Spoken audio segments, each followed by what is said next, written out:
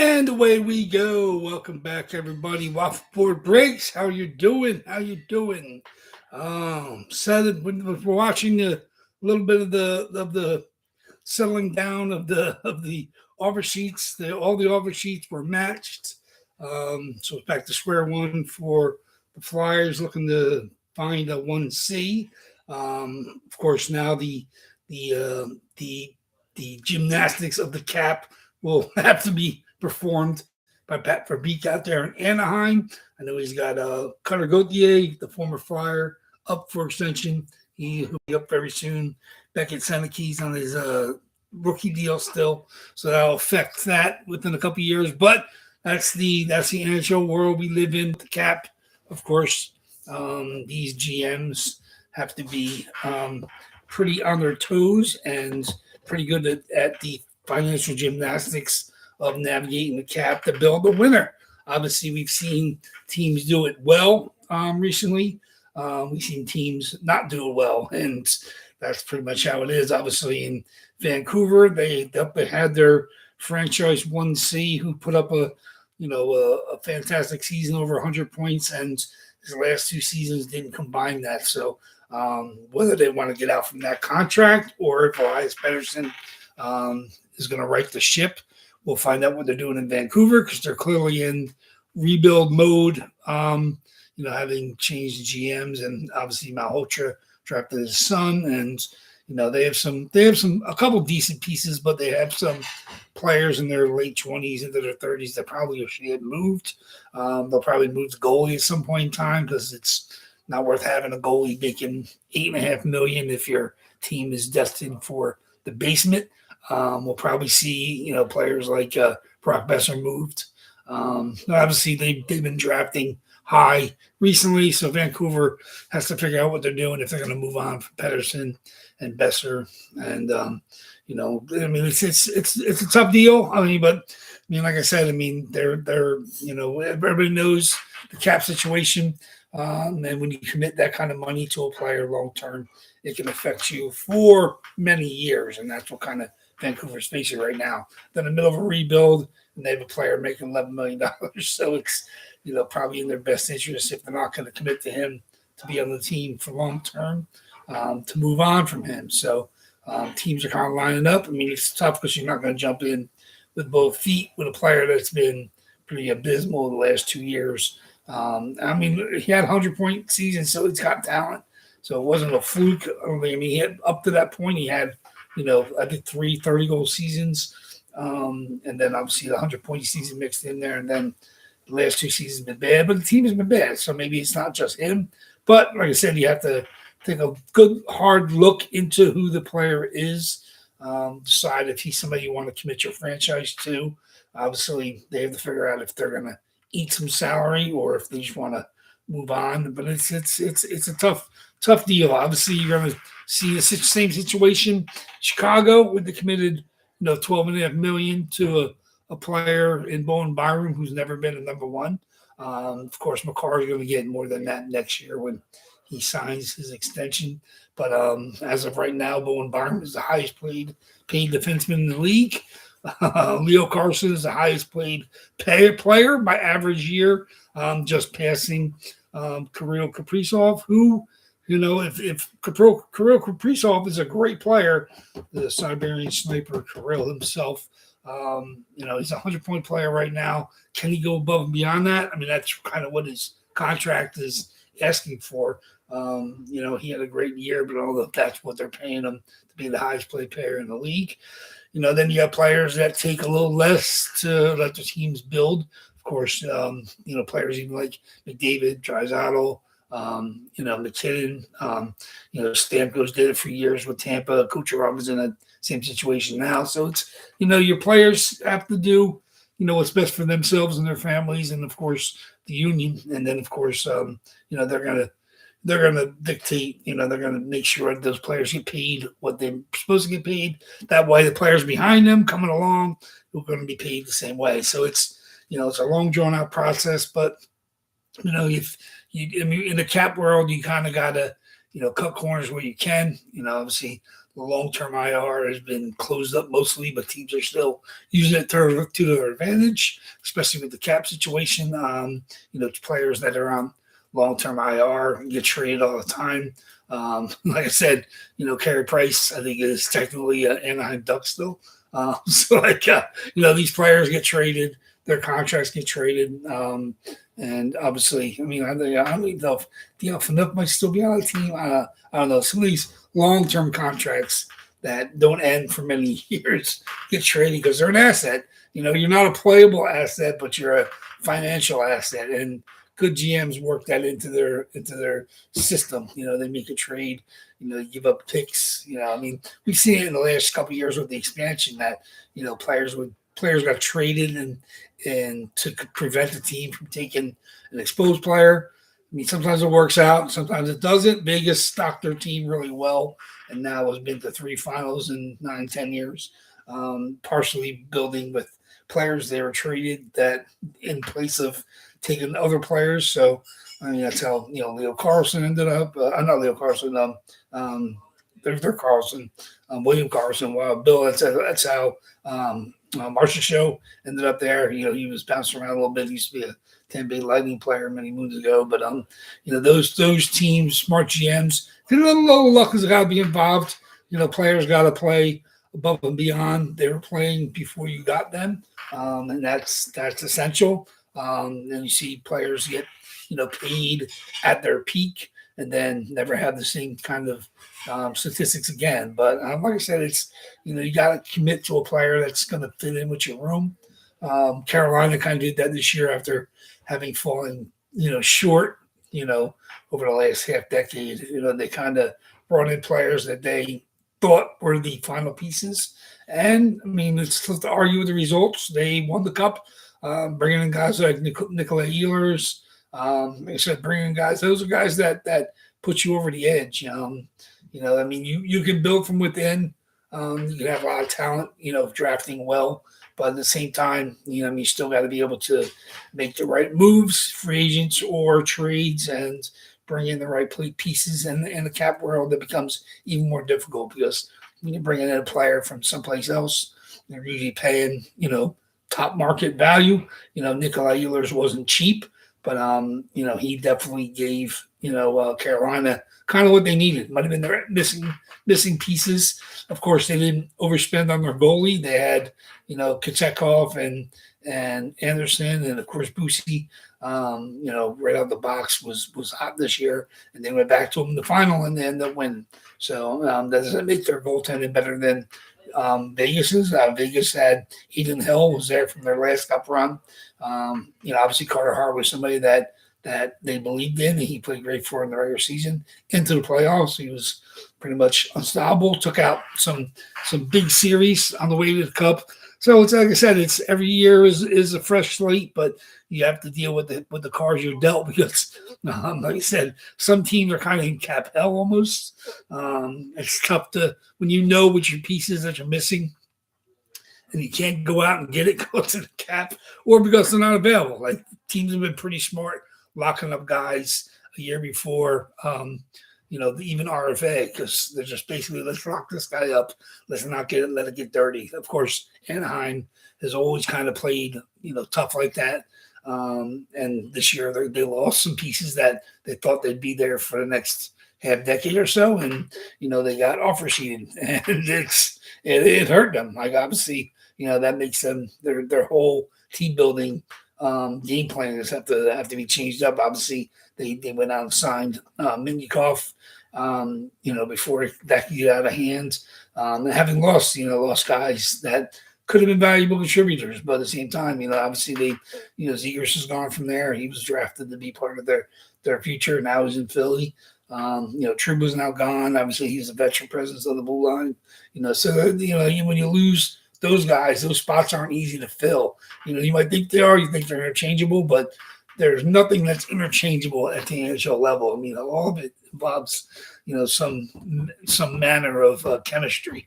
You might be a guy that can plug in for, 24 minutes on the blue line, but if he's going to be, a hindrance to you, he's going to be giving it away. He's not going to get good clearances. He's not going to be, he's not going to be an offensive wizard. Whatever you may need. I mean, if he's not the piece you need, you're not going to get over the hump. And so we'll see. Like I said, there's still some free agents out there, not quite as big of names, but there's some names out there that expect to get signed shortly. Obviously, Toronto is going all in. Obviously, bringing in Bobrovsky. And obviously Radishin from Tampa, and they see those players down there have had success the last couple of years. Of course, Bob had a down season with Florida with all the injuries. Radish had a career season with Tampa. Toronto feels that those are two of the pieces that are going to get them over the hump, and we'll see. They're under a lot of pressure in Toronto. Bringing in Max Sundin. Obviously, they got fresh faces in their front office. We'll see how it goes. Like I said, I'm not rooting for or against Toronto, but it's always good when Toronto's at least competitive because obviously they're, the media mecca for Canada. Obviously Montreal as well, but for the English side of Canada, Toronto is the be all end all. Obviously with obviously respect to Calgary and Edmonton are the sister cities almost, and then Vancouver on the coast. Obviously Winnipeg in the middle. Ottawa, of course, he said that he's the Canada is always going to have, strong, fan base and media push. But Toronto is, of course, the be all end all. And now it's been many, many moons since they won. Obviously, Montreal's won more recently. Winnipeg's never won. Edmonton and Calgary have their cups. And now they have a franchise player in McDavid. Vancouver, obviously they would like to get there as well, but they're now at the bottom of the heap, at the very bottom. So, but there it is. Like I said, 27 boxes tonight, and 26 will be our odds. Can't get much better than that. The Wednesday will be 25. 25 on the Facebook claim on Wednesday. I'll try to do my best I can with the prices. Obviously, with as good odds as that, and some big names still in there, depending on what it is tonight. I'll do what I can. But like I said, I threw up the pictures of majority of the reload. Spots will go live on Tuesday with the reload. There are 2 more jerseys coming in. It looks like they're getting here Tuesday. So they will be part of the reload, and I will throw the pictures up as soon as they arrive. But the spots go live Tuesday night. Of course, they'll probably go live right around the same time that I get the pictures up. But those 2 jerseys will be here Tuesday. If not, maybe Wednesday. But I'm tracking numbers as Tuesday on those. So it will be a 16 jersey reload. We will be down to 24 after Wednesday. So back up to 40, which is usually about as high as I get. Of course, we work it down a little at a time. Now we're going 3 a week instead of 4. We'll see if we switch up with that. We'll see what the feelings are, if I want to go back to Tuesday and Thursday with Facebook, or just keep it on Wednesday. But hope you guys see something in the reload that you like. It's a good, fun batch. I like to get something that's a little unique. The Slovakian League, Michael Handzus is pretty badass.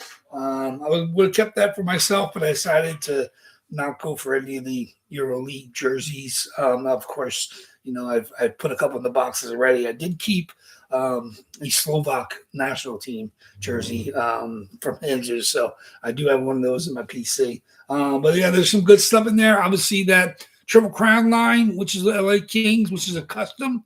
Rarely we do have customs. A lot of times it's because of the multi-sig stuff is custom, and that's an absolutely beautiful Triple Crown line. The SIGs are gorgeous. Obviously, Charlie Simmer. Obviously the Marcel Dion's the biggest name of the bunch, but that's pretty cool. So that's going in with the Triple Crown line custom jersey. Pictures are on the Facebook page of that already. All the pictures are on Facebook page of the ones I have in hand here in the bin. So if anybody has any questions, let me know. A couple of them, couple right out the PC. Couple, there's a couple. Some of them actually submitted JC and myself, so they came back in the batch. I'm still working on that. I have another one that's go out, but I missed out on another today. So it's right now not sending anything out for the next reload, but they build up.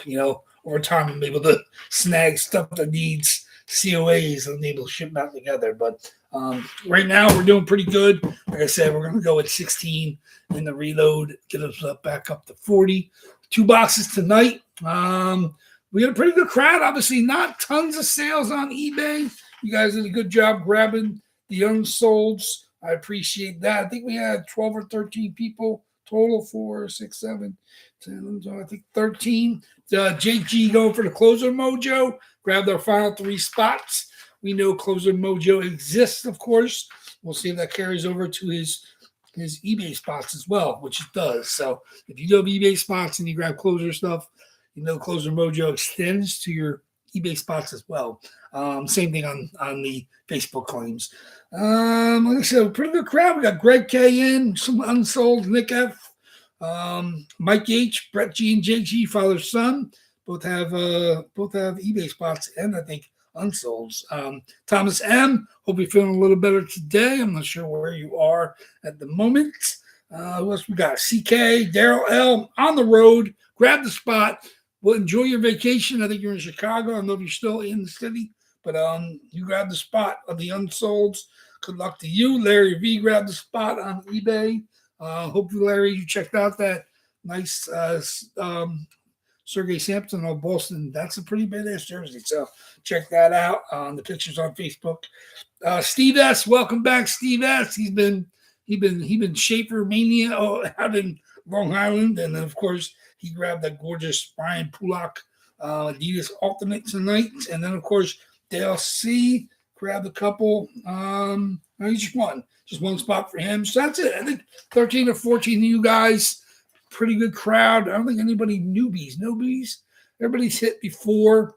Obviously, Steve is back after being away for a while. Trying to else. Everybody else is pretty regular. So you guys, good luck to everybody. Oh, Big Al too. Forgot Big Al came in and grabbed some unsold. So everybody, good luck. We'll be down to 25 after tonight. Then 1 box on Wednesday. So good luck to everybody tonight. We're gonna random for a box, and then we're gonna back that number out and random for a second box, and then we're gonna open them both up right now. So good luck, everybody. Hope you're doing well. I know some people are on vacation this week, whether you're traveling or not. You know, we're here now, back just doing Wednesday right now. Big Al, I believe, has East Coast stuff tomorrow. Daryl's away, so he won't be breaking back till I think almost 2 weeks. I think the 21st, I think he's back. And of course, Nick F, make sure you get over to the Whatnot, which I don't know if I'm going to do Whatnot yet or not. We'll see.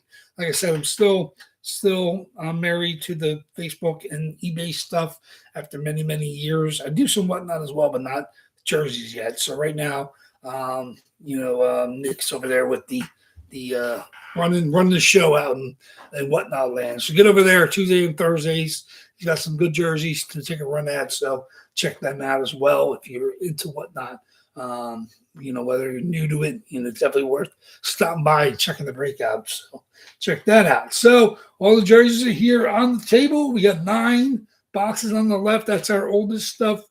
Just 7 in the middle. That's the second to last reload. And of course, we got the 11 from this last reload. I can't believe we can't hit anything from, I think it was 13 we had in there. So we'll see. So 9, 7, and 11. So, I mean, it's not quite a third of a shot, but 9 and 11 more likely something older or something relatively new. So good luck everybody tonight. Let's get going. Let's get my randoms up, my dice roller. Let me see what we got. Let me see. There's my dice. There's my list. There it is. Okay, very good. Okay, of course, you guys know the drill. 5 or more on our dice roll. And then we're going to come up with the amount of times we're going to random the list of the jerseys. Of course, boxes are here. 17. You'll now skip 43 unless it comes out in the next 3 boxes. The new run starts at 46. 45 we've hit. So 46 through, 50-something. So good luck, everybody. Let's do it. So 43 is already skipped. 47 we'll be skipping. That will be the second box. So good luck, 5 or more, 10 times for the first box. Good luck, everybody, 10 times the list. Let's do it. Good luck. Here we go. 1, 27 boxes. Let me see. 2, 3, 4, 5, 6, 7, 8, 9. And the first box tonight is going to be box number 74. 74 is relatively old. 74, there it is. 10 times box 74. 10 times box 74. Let me see. That's not a single box run. Let's see what that is. 74. Okay. Okay. Let me see. Okay. Back that out. Back out 74. Okay. Let's do 5 or more on our second box. It is 7 times the most common die roll, of course. 7 times our second box. Good luck. 26 boxes. 2, 3, 4, 5, 6. And the second box tonight is going to be box number 24. 24. 24 is from, there's a nice run there. 7 times, box 24. 7 times, box 24. Okay, there we go. 74 and 24. Okay. Okay. Feeling monsters for you guys. Let's see what we got. 74, 24. Okay. Very, very nice. 1 of 3 correct, Nick. It's a 3-box run, the first one. 74. And of course, with a sticker on it again. That's twice in a row now. Doesn't mean anything particular, but there we go. 74 and 24. Good luck, you guys. Straighten that up. Just look at the big tower on the left. Man, craziness. Can't believe Kim Inch hit one of those. Box 74. Nick says 1 of 3. Great, great jerseys in this run. Both of these. So we got some nice ones to come out. See what we got. Box 74. Let's do it up.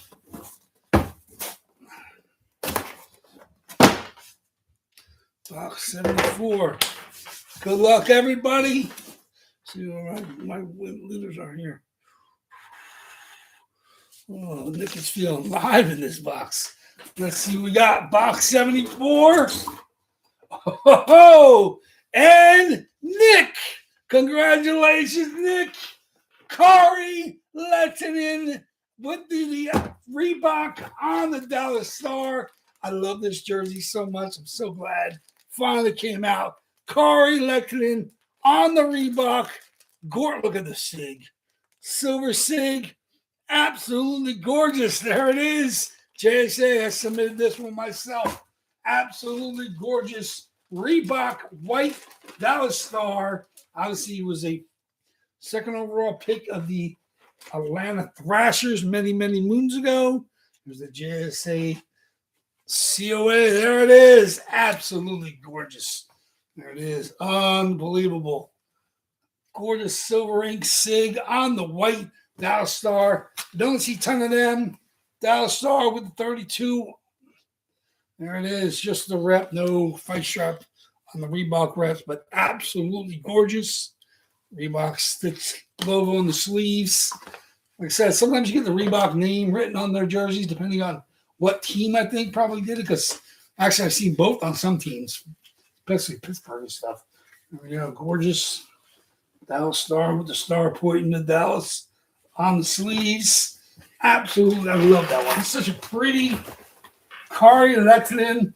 Going to be sad with the finished bidders. No finished bidders today. They bid that last week. We got Kari from over in Finland. There, Kari Lehtinen comes out today. Very, very sorry about the finished bidders. We'll see. We do have other Finns. We got Sebastian in there too. So Sebastian might come up now. We'll see who comes out. So congratulations, Nick. Such a beautiful jersey. Yes, thank you, Larry, giving the thanks. Kari, I love that jersey. That's such a cool one. There we go. Former Thrasher, number 2 overall pick, franchise netminder with Dallas and Atlanta. So there we go. Card letting it comes out. Box 24. There's some biggies in here. Let's see what we got. Let me see what we got. Oh, you're feeling. Oh, is that you? Let me see if you got Nick. You got Adam. Oh, JT's got Adam. Let me see. It's a good run too. Oh, we got some big names. We got some big names. See who comes out in box 24. Nobody in this run. Okay, here we go. There's 7 boxes in there. So one of 7. Good luck, everybody. Box 24 gives us. Somebody was just talking about this. Somebody said, oh, it was Daryl. Daryl couldn't get into the bids. This is Al McGinnis, Calgary Flames. Absolutely gorgeous. Calgary Flames on the AJ Sports. This one's right out of my PC. I got it. Actually, I added a St. Louis Blues Al McGinnis, so I decided to give you guys a shot at this Calgary Flames AJ Sports COA. Absolutely beautiful. Show this one off. This one actually has a nicer shade than my PC one. But this is AJ Sports Al McGinnis, number 2. AJ Sports. There we go. Al Mac finally comes out. This is the ultimate retro, basically. Their colors they used back in the day. There it is. Fanatics Ultimate Retro with the A on the front. There it is. Al McGinnis with the big boom. Congratulations. Let me see who had Al McGinnis. I know Daryl sent me a text when he grabbed the unsold that he was trying to bid on the Al Mac. And that goes to, Closer Mojo extends to your eBay spots. JG, congratulations, JG.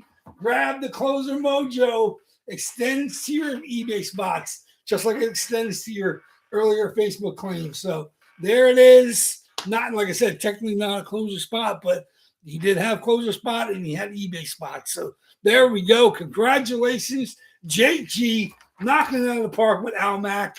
And of course, Nick F knocking it out of the park with the Kari Lehtinen, one of my favorites. Love that beautiful white Dallas Stars Reebok jersey, man. Ooh, so pretty though. So there it is. Beautiful silver ink sig on the Lehtinen.